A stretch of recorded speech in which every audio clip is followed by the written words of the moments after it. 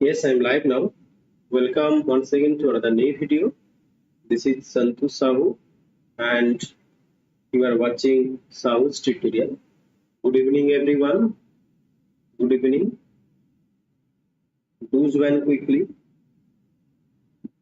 And in this YouTube video, here I'll be covering some important MCQ question on English literature for the upcoming Gujarat State exam.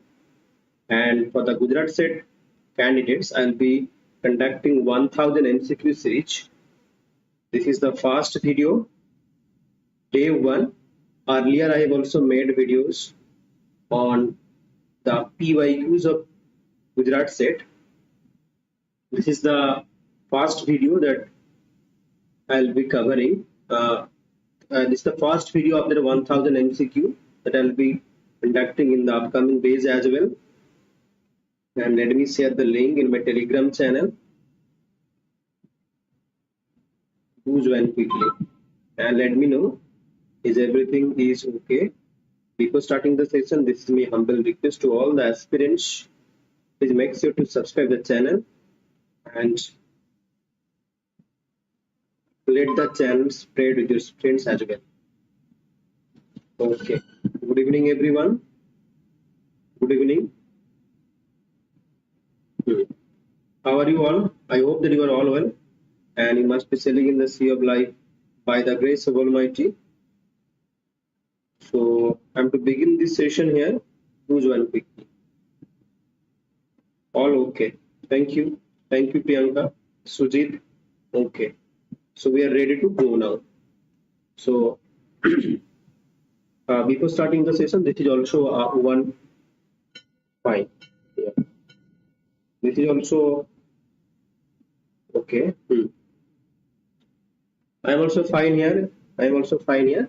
So for Gujarat State candidate, there is a mock test series. Okay, 5000 plus mock test series. Course fees is 1000 rupees only, but 50% off for first 10 students.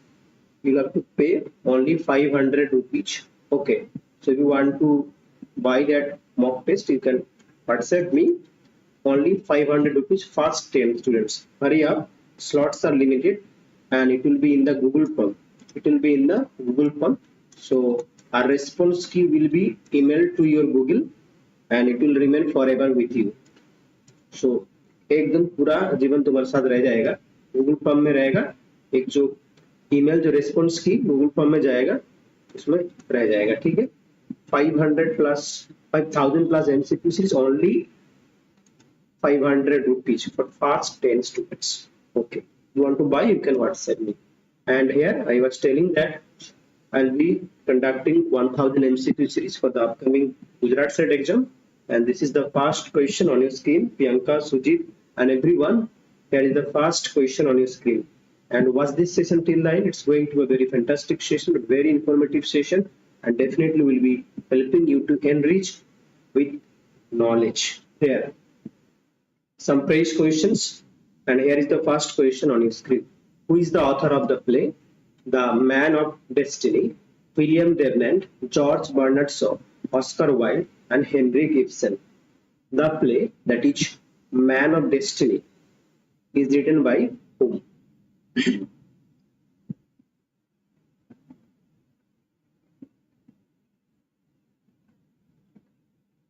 The Man of Destiny is a play by whom?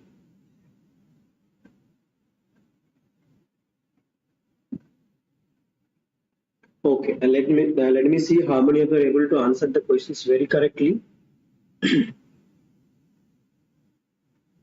Okay.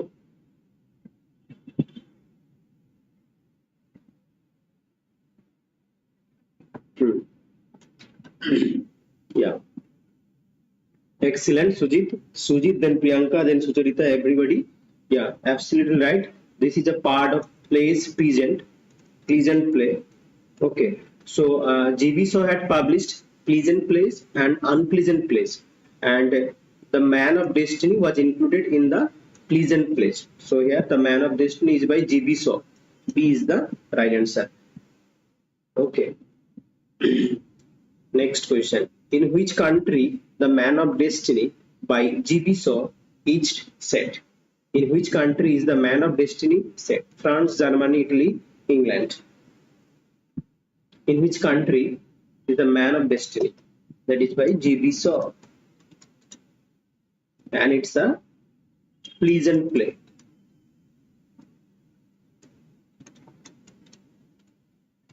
It is one of the pleasant plays of G.B. Shaw.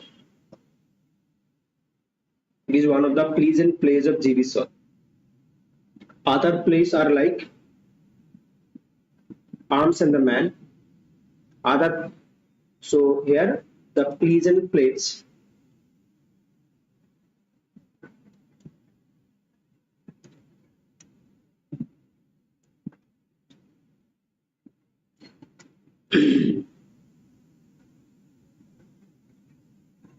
exactly it's said in England. So the pleasant plays of G.B. Shaw are: first is the Man of Destiny, the second one is Arms and the Man, then second one is the Arms and the Man, Arms and the Man, third one is Candida, and the fourth one is You Never Can Tell.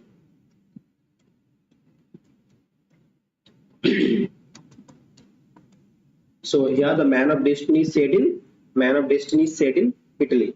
G.B. Shaw's pleasant plays are Arms and the Man of Destiny, Candida, You Can Never Tell. So the Man of Destiny is a 1897 play by G.B. Shaw that is set in Italy during the early year of Napoleon. It is published as a part of Plays Peasant or Pleasant Plays. We also included works like Arms and the Man, Candida, and You Never Can Tell. And here, so titled the volume Plays Pleasant in order to contrast it with the first book of plays that were known as Plays Unpleasant, and which were known as unpleasant plays. Any idea which plays are known as unpleasant plays? Any idea? Write down which plays are unpleasant plays. Which plays of G.B. Shaw are unpleasant plays?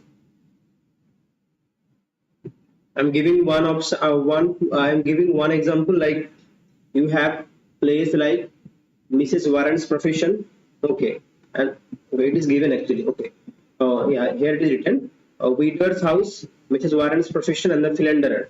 These are unpleasant plays of G.B. Shaw. Remember that Widow's House, the Philanderer, and Mrs. Warren's Profession. These are known as the plays unpleasant by G.B. Shaw, whereas Arms and the Man, Candida, the Man of Destiny, and You Never Can, these are pleasant plays, unpleasant pleasant plays. Which character in Man and Superman can be seen Shaw's conception of the devil in the Don Juan myth?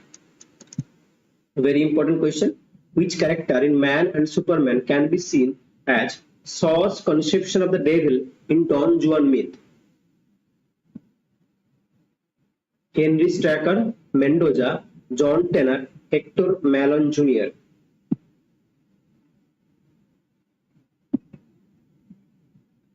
Where are you all?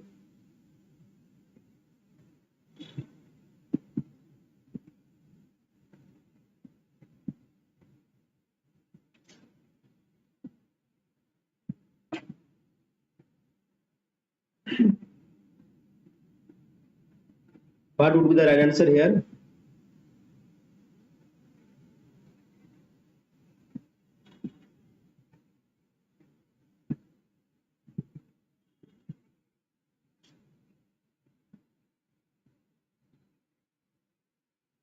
Okay. So have you answered the question number 3 here? Have you answered the question number 3?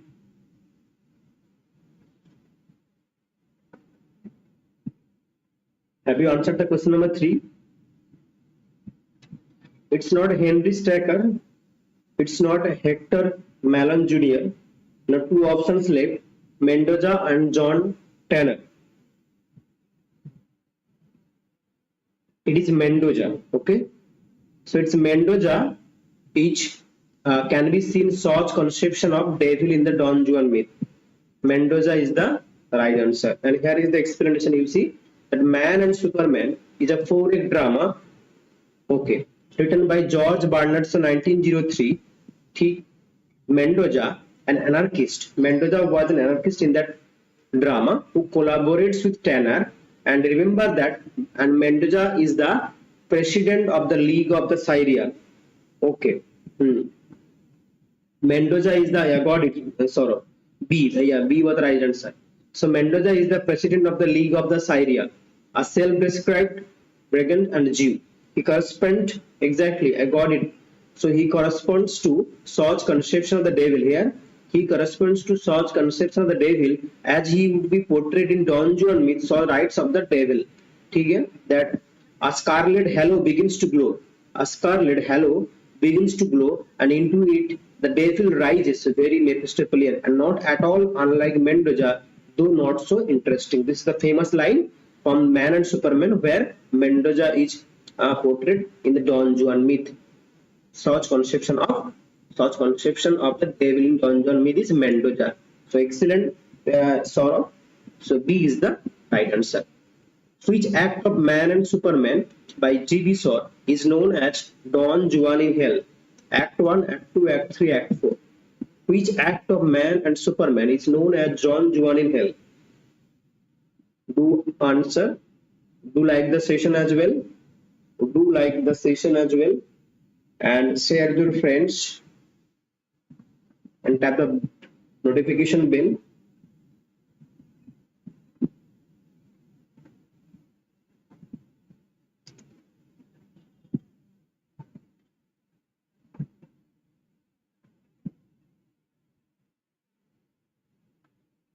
Which act is known as exactly it was given in that description earlier. Right now I had discussed in the previous question while I was explaining. It's act 3. Got it. Excellent, Saurabh. It act 3. Right now I have discussed. So you have not listened what I have told in the previous question. It was Act 3. Isn't it right? Isn't it written here? Act 3. Act 3. Right now I have discussed this in Act 3. So Act 3 is the right answer. Exactly. Picture quality. Picture quality, I can't resolve the let's see. Right now even auto quality, no? Kya hai? Like this. No, I'm facing the problem, I can't.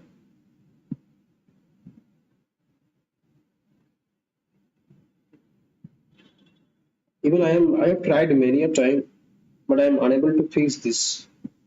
Only 240 advanced 240 and 144. इससे ज़्यादा नहीं हो रहा है. Yeah, very bad. I can understand the picture quality.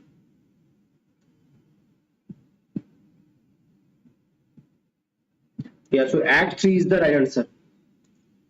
Chalo.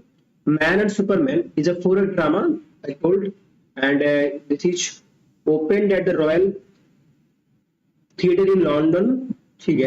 As a part of third act in Don Juan Hill, Act 3 Scene 2 was performed when the drama was staged. Chalo. In the play, who are the two men entrusted with care of Mr. Whitefield's daughter and Anne? That is Man and Superman. In the play, Man and Superman. Who are the two men trusted with the care of Mr. Whitefield's daughter Anne? Options are here.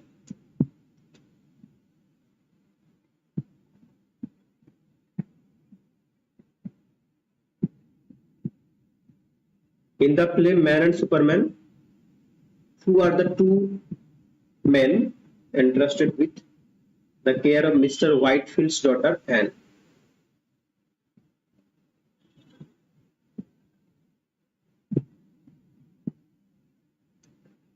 It's not A, it's not B, it is actually C.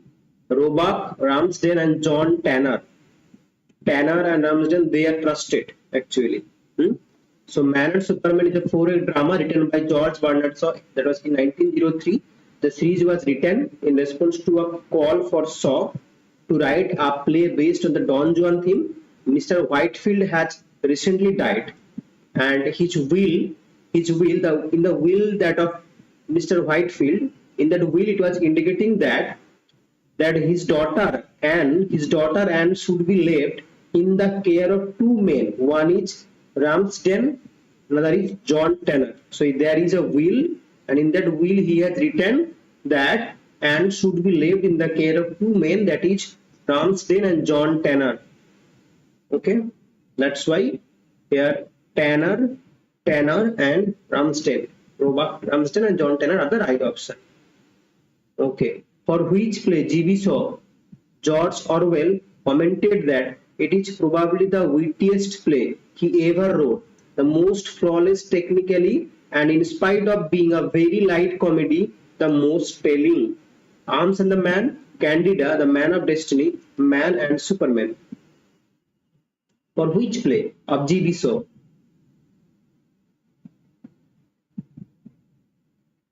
George Orwell has commented this. The most flawless, technically written work.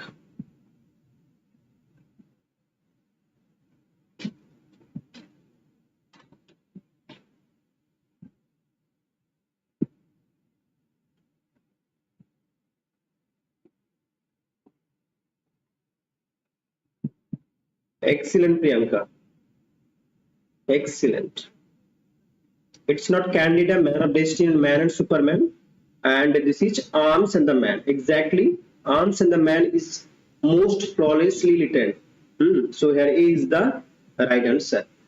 George Orwell said that Arms and the Man was written when Shaw was at the heights of his powers as a dramatist, and it is probably the wittiest play he ever wrote, the most flawless technically, in spite of being a very light comedy, the most telling.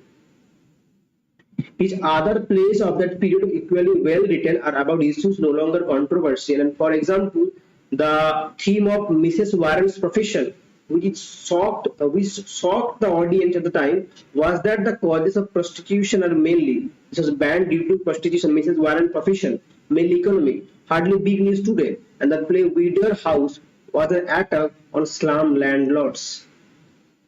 Widower House, Mrs. Warren's profession, these are unpleasant plays of GB Shaw. What is the title of the play? Arms and the Man derived from? The title of this play, Arms and the Man, is derived from Shakespeare sonnets, Virgil's Aeneid, Homer's Iliad, Dante's Inferno. What is the source of this work, Arms and the Man? The title has been taken from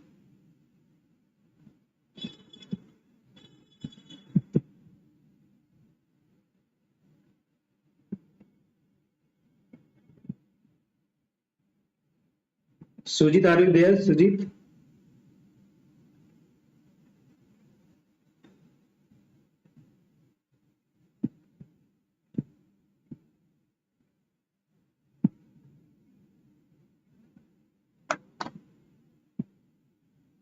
Just a minute.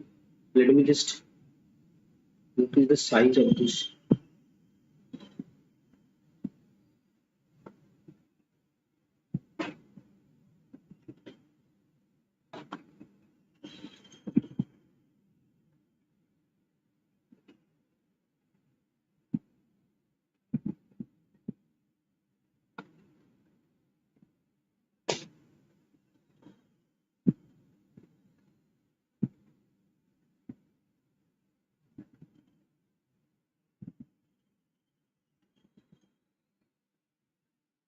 Yeah, excellent, Priyanka. It's Virgil's Aeneid. Exactly. Fantastic. It's Virgil's Aeneid is the right answer. Exactly. Even 240. Yeah, Virgil's Aeneid is the right answer. Arms and the Man is a comedy by George Bernard Shaw, whose title comes from the opening words of Virgil's Aeneid. In Latin, Arma Varmium Cano, of Arms and the Man I sing. ठीक है? and he was called on to stage after the curtain, where he received enthusiastic applause amidst the cheers. One audience member would so replied in characteristic fashion, "My dear fellow, I quite agree with you, but what are we to against so many?" What was the central theme of Shaw's play Whittier's House? What did say it exactly, Priyanka? What was the central theme of Shaw's play Whittier's House? Very hazy, very hazy. Not able to even. Why I am unable to fix this issue? Okay, I have to check it.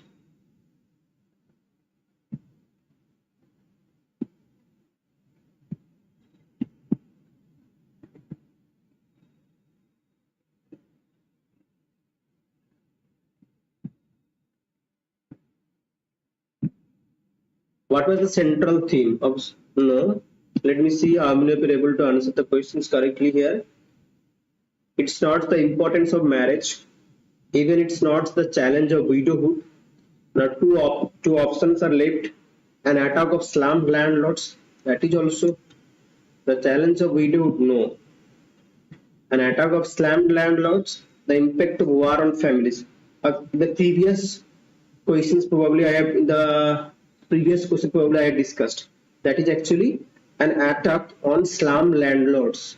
Whittier House is actually an attack on slum landlords. So C is the right answer. An attack on slum landlords. Whittier House, the unpleasant place by G.B. Shaw. Here you see that the play Whittier House was an attack on the slum landlords. Chalo, next question. In modern painters, what does John Ruskin argue about the art of landscape? In modern painters, a work by John Ruskin, and in that work, John Ruskin has given the concepts of pathetic fallacy. Pathetic fallacy is a concept given by John Ruskin. Okay? And in that modern painters, here, what he is arguing about the art of landscape. Options are here. Sucharita, are you there?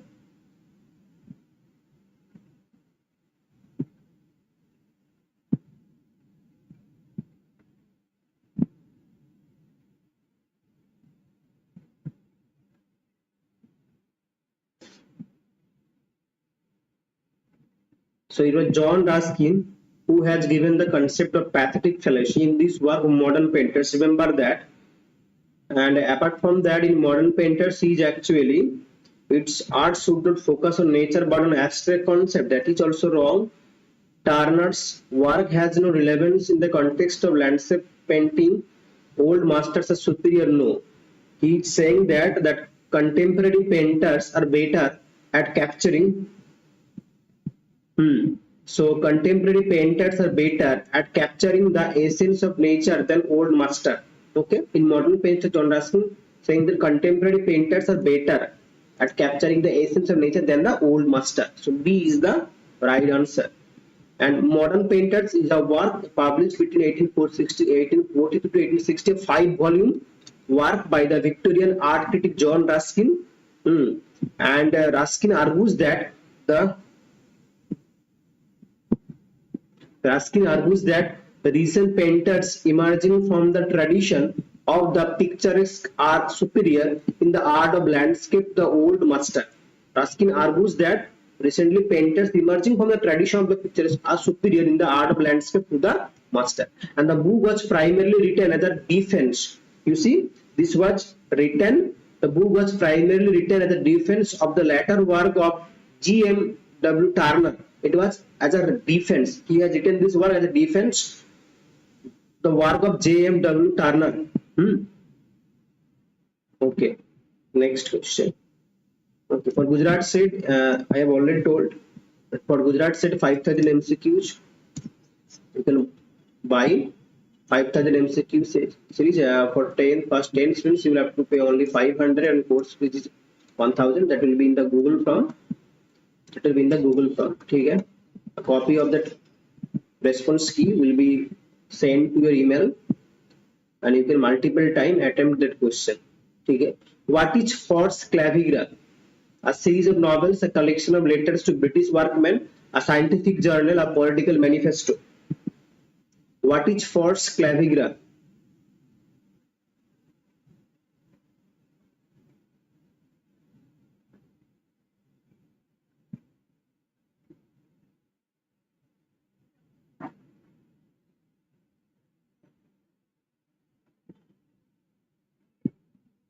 It is even a work by John Ruskin. It is even a work by John Ruskin.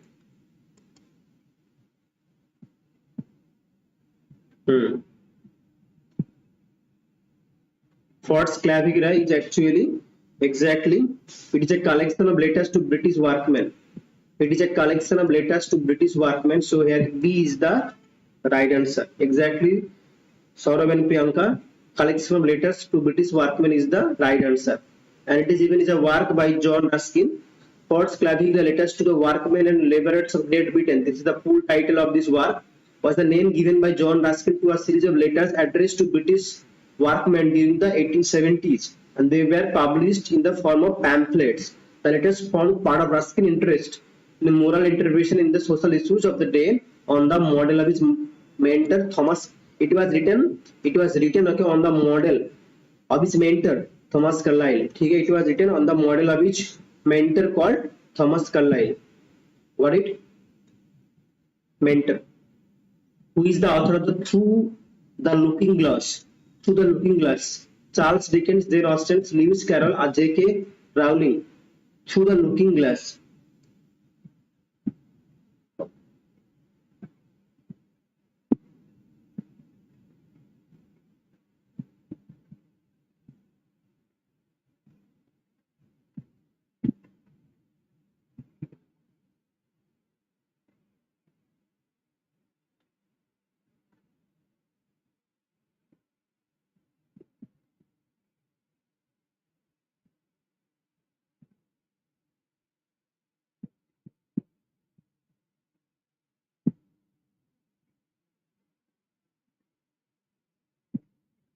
Exactly, Priyanka.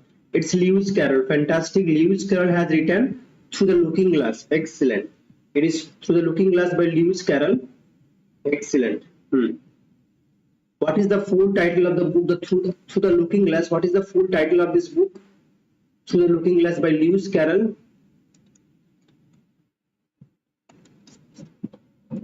What is the full title of this work? Through the Looking Glass. Through the Looking Glass, and what Alice found there. Alice Adventures in Wonderworld, the sequel, or the Enchanted Mirror and the Wonderland Journey, or the Adventures of Alice in the Looking Glass World. What is the full title?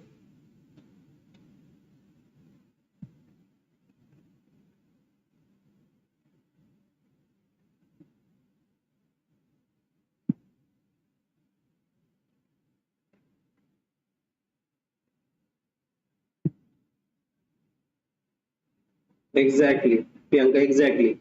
Through the Looking Glass and what Alice found there is the full title of this work by Lewis Carroll. A is the right answer. Through the Looking Glass and what Alice found there, also known as Alice Through the Looking Glass or simply Through the Looking Glass, is a novel published in 1871 by Lewis Carroll, who was a mathematics lecturer at Christ Church, University of Oxford, and the sequel to Alice Adventures in Wonder. That is a sequel to Alice Adventures in Wonderland. Sequel to Alice Adventures in Wonderland, 1860. It was published in 1865. And here, so the Looking Glass includes such verses, such nonsense verses like Jabberwocky, the Walrus and the Carpenter, and the episode involving Tweedledum and Tweedledee. These are things you know. In that work, actually, the nonsense verses appears Jabberwocky and the Walrus and the Carpenter, as well as the episode involving Tweedledum and Tweedledee. This is an important thing to remember when you are reading this work. That is the Through the Looking Glass and What Alice Found by Lewis Carroll. That is a sequel to Alice Adventures in Wonderworld that is published in 1865. And this work, our present work, that was published in 1871. Cultural studies immersed in dash emerged in dash in the late 1950s. Cultural studies emerged in dash in the late 1950s. Britain, Africa, India, Germany.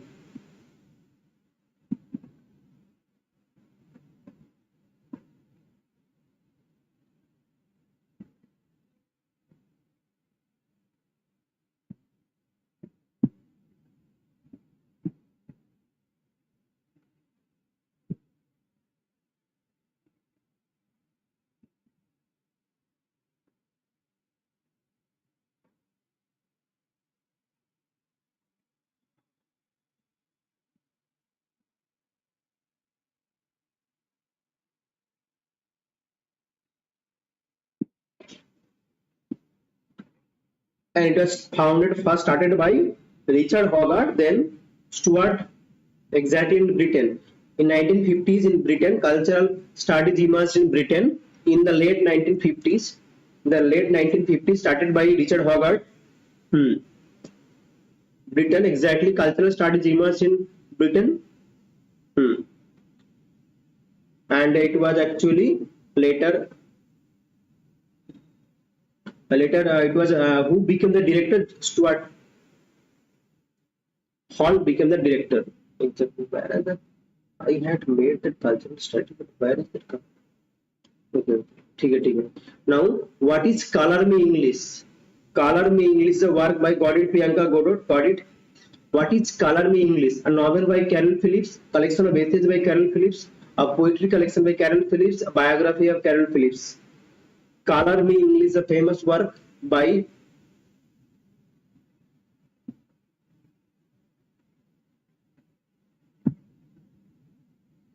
Carol Phillips, but is it a novel, a collection of essays, poetry collections, a biography? Which one?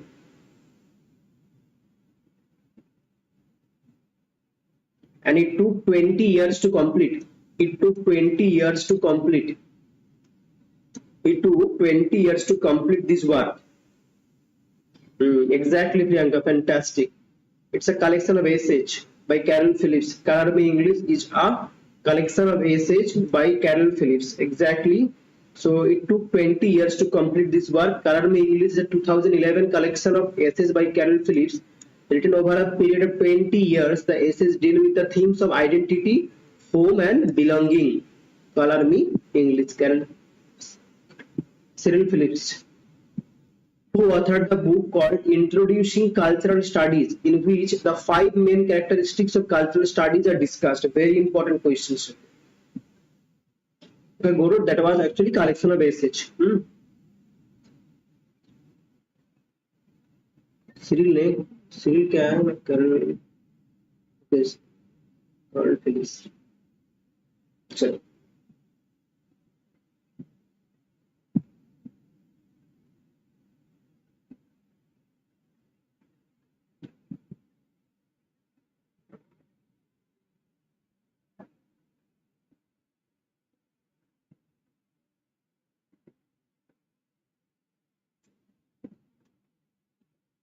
Famous work.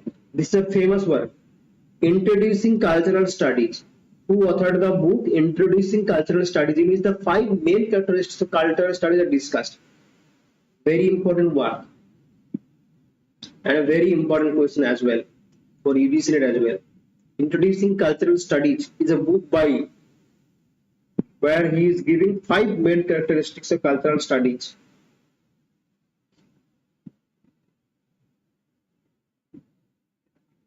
It's not French Fanon, it's not Edward Said, and even it's not Stuart Hall. It was Ziauddin Sardar. Ziauddin Sardar has written the famous work Introducing Cultural Studies. Ziauddin Sardar. Introducing Cultural Studies, where he is giving 5 main characteristics. Remember Priyanka, Saurabh, and Godot. This is Ziauddin Sardar. In 1994 book Introducing Cultural Studies, Orientalist scholar Ziauddin Sardar lists the following 5 main characteristics of cultural studies. The first one is this one is given. You will not be able to read because of this video quality. So I am actually reading out. The objective of cultural studies is to understand culture in all its complex forms and analyzing the social and the political context in which culture manifests itself. talking about the political criticism, talking about knowledge and grounded, that is construction of the division of knowledge, power theory, critical, subculture, dominant culture, talking about that. Okay, and here you see that Hogarth appointed his assistant Stuart Hall even. And one thing that it was Richard Hogarth who for the first time used the term culture in 1964, founding the center, that is CCCS, Center for Contemporary Cultural Studies in the University of Birmingham. So the term was cultural, that is study was for the first time was used by Richard Hogarth. And then Hogarth appointed his assistant Stuart Hall, who became the director later. Stuart Hall became director later. Later, Stuart Hall became director. Who is the author of The Making of the English Working Class? George Orwell, Charles Dickens, E.P. Thompson, and Karl Marx.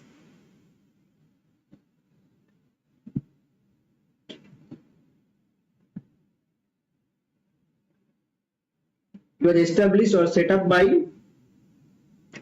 Richard Hogarth, and then he appointed Stuart Hall as director later.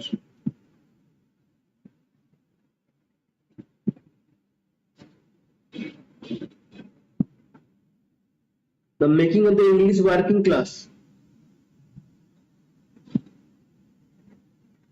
No. And let me see how many of you are able to answer this question. Do like the session as well. If you are liking the session, if you are enjoying the session, please. These are all 3 sessions. I'll be creating a playlist. We'll be in the upcoming days as well as be conducting MCQ series for the upcoming. Exactly. Priyanka got it. That is excellent. So E.P. Thompson is the writer here. The Making of English Working Class. The Making of the English Working Class is a work by E.P. Thompson. Exactly. Chalo. According to Salman Rushdie, in 1983, what did he observe? Yeah, Godot. E.P. Thompson is the right answer. Now you are settled, Godot. What did he observe about the Black British culture, Black British literature? Black British literature.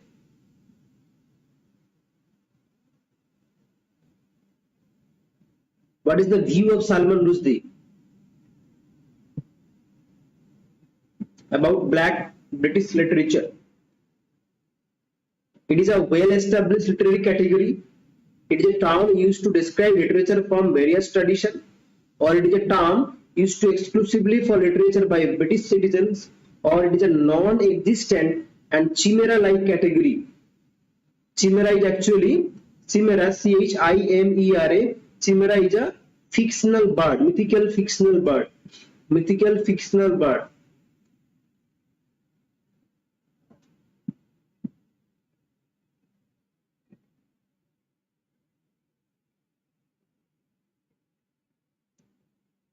So, and you all know that Salman Rushdie has told that, what is the famous quotation by Salman Rushdie here? That it's D. D is the answer. Okay. Here he is saying that Black British literature does not exist, and you all know that he has also said that communal literature does not exist. So it was Salman Rushdie who has said that communal literature does not exist. Even he has also said that in his essay that Black British literature does not exist, and it is like a chimera-like category. Chimera is actually a fictional mythical bird. So here it is a non-existent and chimera-like category. Even he is actually referring that Black British literature does not exist. So Salman Rushdie observed in an essay that is called communal literature that Black British literature does not exist, and that category is a chimera. Chimera is actually, I told that, a mythical fictional bird. Fictional bird. comprising different traditions united only by their proponents' pigmentation alongside the British citizenship or residence. So that's why black British literature does not exist. So will you remember that? Very important point.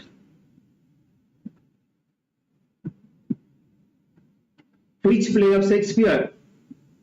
Which play of Shakespeare, Partridge, Tom and others was in Tom Jones?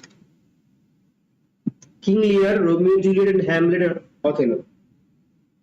They are watching the play of Shakespeare. Which play was this? In that work, Henry Fielding's Tom Jones.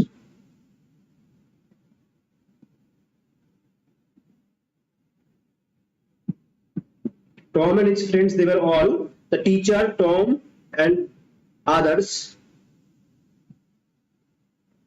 He was the teacher actually. Tom and others, they were watching a play from Shakespeare in Tom Jones. Which play was that?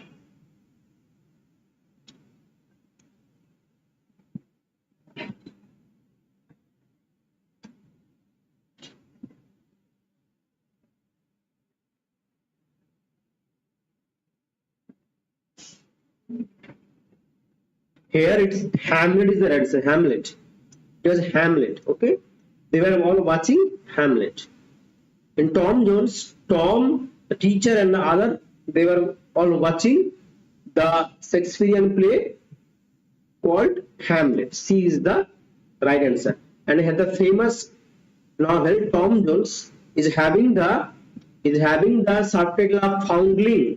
This is a Bildungsroman as well as a picaresque novel. He is a picker, he is a rogue hero. The history of the Tom Jones, the history of Tom Jones of Foundling. Tom Jones is a comic novel. It is a Bildungsroman as well as a picaresque novel. And here you see that Samuel Taylor Coleridge has argues it is one of the three most perfect plots. One is Oedipus Tyrannus, another one is The Alchemist by Ben Jonson, and this one, The History of the Tom Jones by Henry Fielding.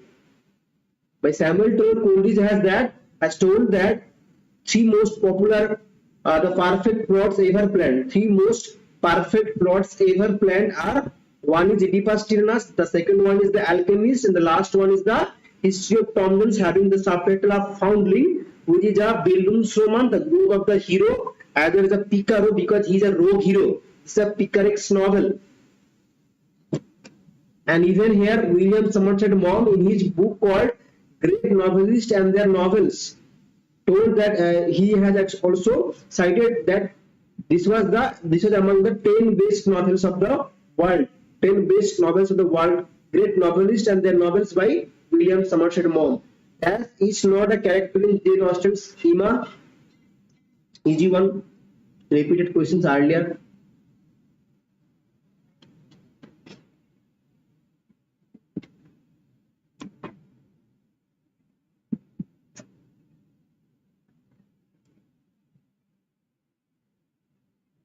Very bad quality. I even went.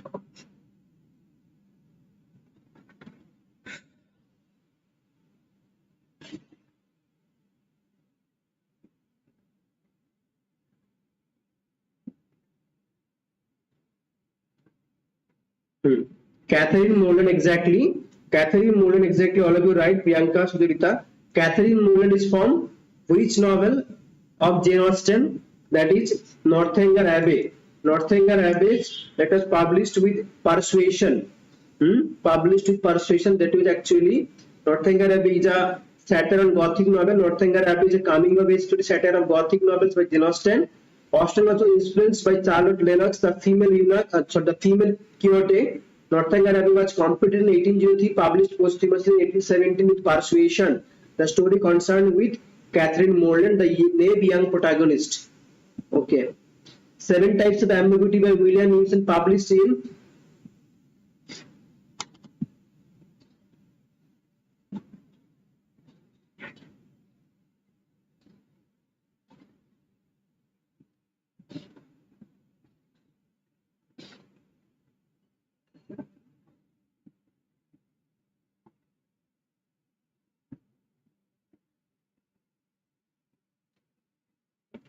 Okay, 7 types of ambiguity here. It's exactly, yeah, Prasad, you are excellent. You are excellent. 1930 is the right answer. 7 types of ambiguity was published in 1930, and you know that William Emerson was one of the new critics. Okay, was one of the new critics. William Emerson was one of the new critics, and here new critics was start. So you see, the new criticism is a formalist movement. I told earlier that new criticism was a formalist movement. Okay, and it started first in Britain during 1920s by I.A. Richards. Then it was moved to America, where it was new criticism actually for the first time was used by Spingal, then later coined by John Crowe Rangel. Okay, and but it was I.A. Richards who for the first time was influenced by the works of T.S. Eliot's like Tradition and the Individual Talent. The theory of impersonality had helped him, and even the works like Hamlet and its problems, that is objective correlative, and these two works had influenced I.A. Richards to get the idea that it was about practical criticism. In 1929, he even did not. Voice is not audible. Why is not voice audible? Okay, so it was actually he gave that name practical criticism instead of new criticism, and that was actually in 1921 practical criticism. This one in 1929. So it's a formalist movement literary theory, talking about the close reading, talking about the forms, the rhythms, the meters, and everything. And they are also saying that text is autotelic, it is self-content, and you have to read the text very closely. Close reading is associated. You have to understand a text, you have to read a text very closely. They are denying the biographical criticism, biographical and contextual information. So moving away from the biographical criticism is the new criticism, that is earlier known as practical criticism, that was coined by I.A. Richards for the first time in his book 1929 Practical Criticism. And then the movement got its name in 1941 by John Rangel, and the name of the book was New Criticism 1941. But before that in 1910, in that university there is a lecture that was conducted by Joe Spingal, and Joe Spingal for the first time has used the term new criticism. And these are things you need to know, remember, or about the new criticism. And 7 types of here. So here 7 types are. First type is metaphor. Okay, first type is metaphor here.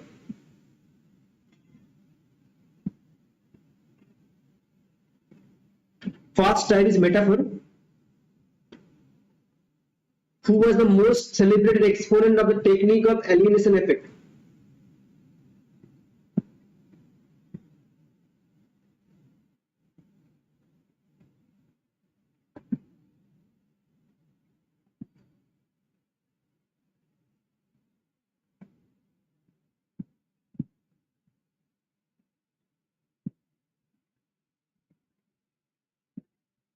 Yeah, I can understand speed not visible and facing the problem.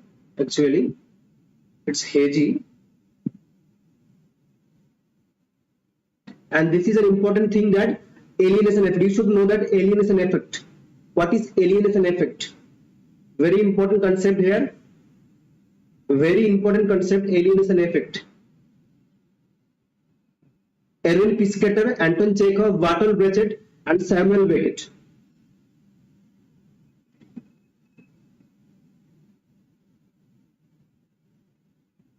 And these are questions from Oxford University. Comparing to Oxford University, जो था ना book है उसमें से लिया गया. Exactly, Priyanka. Excellent. It's Bertolt Brecht. Bertolt Brecht is the right answer. Bertolt Brecht is the right answer. Exactly. It's C is the right answer. Gordon Priyanka is excellent. It's Bertolt Brecht. And here you see a term that is used to describe attempts by author or director to prevent the reader or audience from identifying with. Now, what is alienation effect?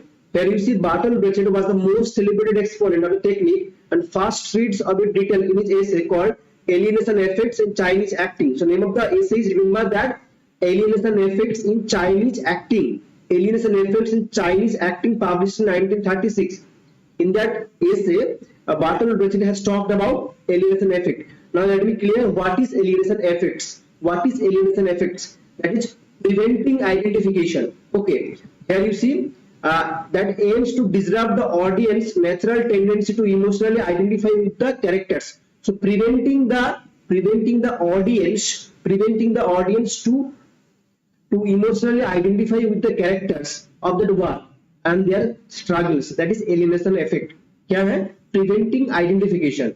The nature is preventing to identify emotionally with the characters and their struggles, and trust as well. It also seeks to break the trust or suspension of disbelief that typically occurs in traditional storytelling. Avoiding assumptions. The effect works by avoiding the audience automatic assumption about the. So avoiding the assumption, challenging the trust. You cannot trust on that. Employing narrative intervention, like authors or directors can use various techniques to achieve the effect. They might interrupt the flow of the narrative with contemporary meta discussion, breaking the fourth wall. They can also employ unconventional, non-linear storytelling techniques, as like non-linear, abrupt shifts in tone, a sudden change in the perspective. So all these are things these are eliminated from the author's identification with the text. That is the reader's identification with the characters, and challenging trust, avoiding the assumption of the reader, and employing the narrative techniques so that they cannot understand what is going to happen. That's why the authors or the dramatists are employing what? Non-linear plot, unconventional storytelling way they are using. That is the alienation effect from the readers. And even introducing the non-realistic elements. By introducing the non-realistic elements, the readers are being eliminated and disrupting mood and sequence as well. Okay, I'll be ending the session here. So for Gujarat State, if you want to buy 5000 MCQ series, the course fees is 1000, and for the first 10 students, you have to pay 500 only, 50% off. You can contact this number as given, WhatsApp me. You will be getting the PDF, and that will be in the Google Form as well. I'll be ending the session here.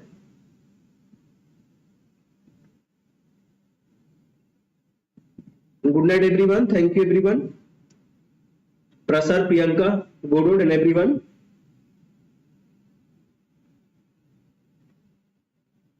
See you tomorrow.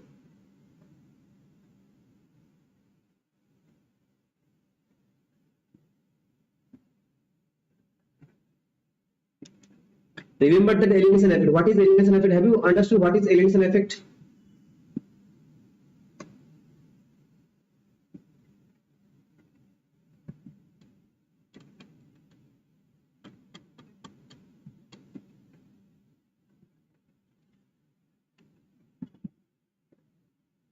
Okay, I'll be ending the session here. See you tomorrow. Good night, everyone.